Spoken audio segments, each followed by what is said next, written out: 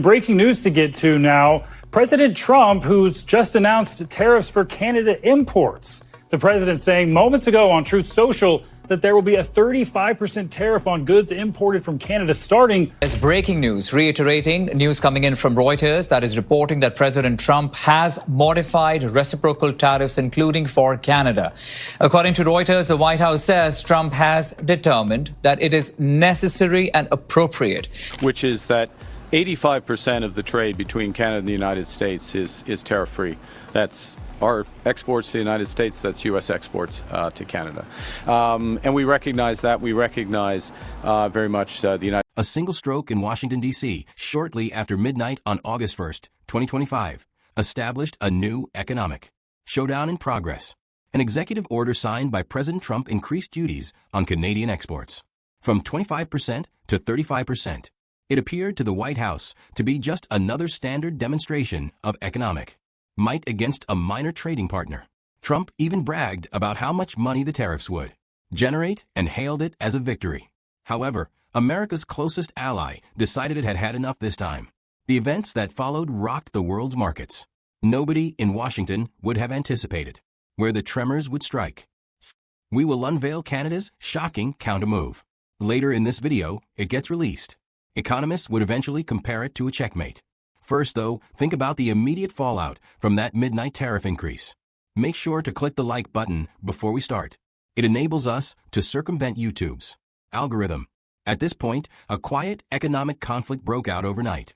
Not in Moscow or Beijing, but directly along the longest peaceful border in the world.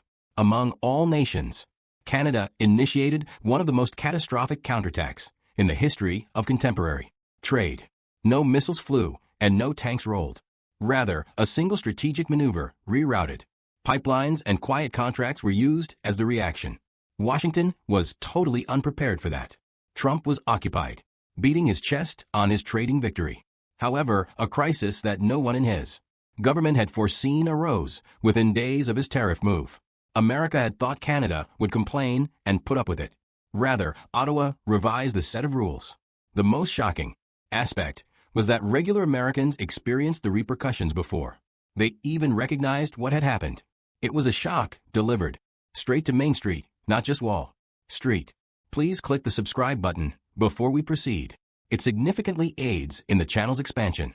Canada's countermeasure was in full force 72 hours after the tariff hike, and it didn't appear to be your usual reprisal.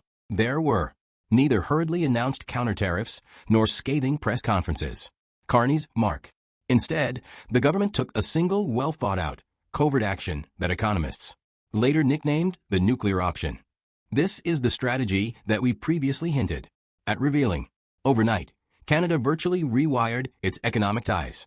Practically speaking, Americans felt the pinch right away. In a matter of days, the kids' sweatshirt that was previously priced at $6.98 at Walmart increased to about $10.98. The cost of a morning cup of coffee increased by around 40% over the previous week. It also affected travel.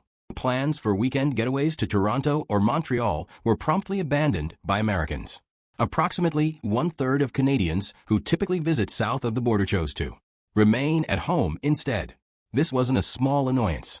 It was a shock to American local economies that rely on trade and consumers from Canada.